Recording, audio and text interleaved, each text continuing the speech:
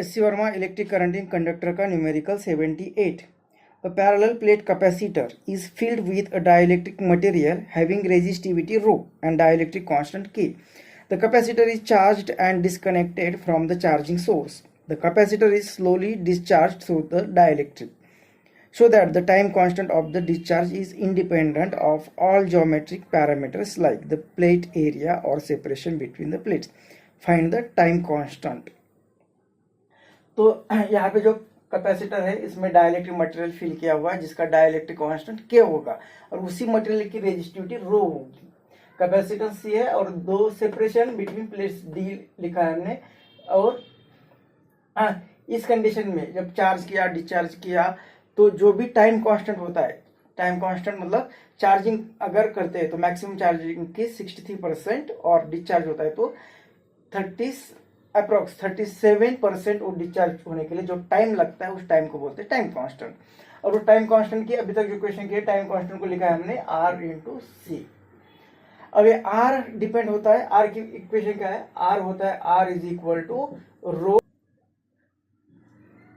और length of this material and A। C होता है C is equal to K epsilon naught A upon D। मतलब ये resistance और कैपेसिटेंस दोनों भी उसके फिजिकल पैरामीटर मतलब उसका एरिया, उसका distance between plates, length of the resistor और क्रॉस सेक्शनल एरिया उनके फिजिकल पैरामीटर पर डिपेंड होता है।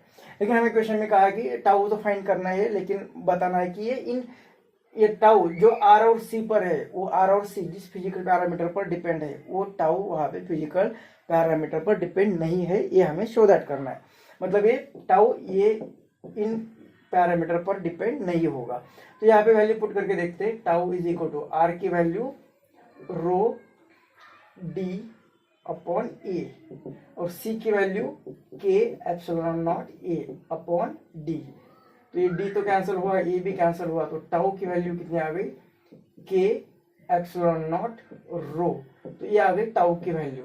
तो टाउ की वैल्यू फाइंड करनी तो A भी फाइंड की और यहाँ पे कोई area of cross section, distance between plates या इसकी लेंथ यहाँ पे वो पैरामीटर्स नहीं आए। मतलब tau is independent on the physical parameters of this component.